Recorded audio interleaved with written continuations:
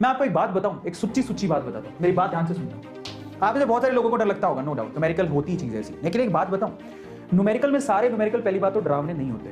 मुझसे अगर पूछोगे तो आप सोचो कि आपके न्यूमेरिकल के पोर्शंस हैं कौन से। एक तो सॉल्यूशन चैप्टर है, एक सॉलिड स्टेट है, इसके अलावा एक इलेक्ट्रोकेमिस्ट्री है, एक केमिकल काइनेटिक्स है, बस 4 ही तो चैप्टर हैं। उनमें से सबसे आसान न्यूमेरिकल आते हैं सॉल्यूशन चैप्टर के, और फिर सॉलिड स्टेट के भी ठीक ठाक होते हैं, ईजी होते हैं, और सबको पता है कि सॉलिड स्टेट में से सवाल कहाँ से आएगा।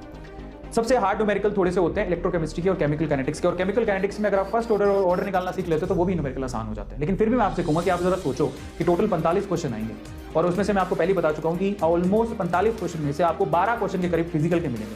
फिजिकल केमिस्ट्री आपको लगता है कि 12 के 12 न्यूमेरिकल होंगे?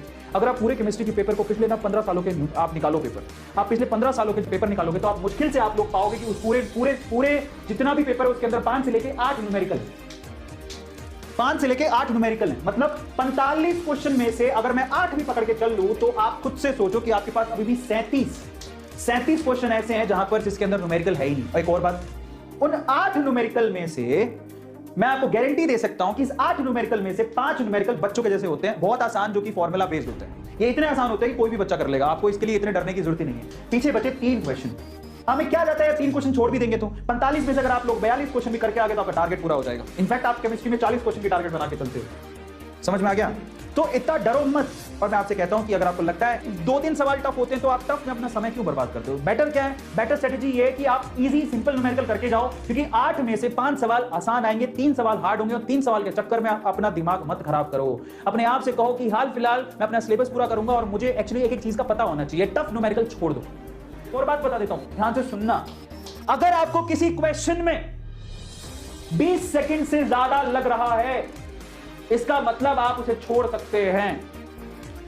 अगर आपको किसी क्वेश्चन में 20 मिनट थोड़ा कम बोल दिया, आप 30 सेकंड लेके चल दो। अगर आपको किसी क्वेश्चन में 30 सेकंड से ज्यादा लग रहा है, वो टफ है, उसको छोड़ दो, कोई फायदा नहीं। एक सिंपल मैं आपको क्राइटेरिया दे रहा हूं, आपने क्वेश्चन पढ़ा, क्वेश्चन के बाद उसके 30 सेकंड से अगर आपको ज्यादा लग रहा है उसको सोल्व करने में, तो वो न्यूमेरिकल आप छोड़ दो, बेमतलब का समय बर्बाद मत करो।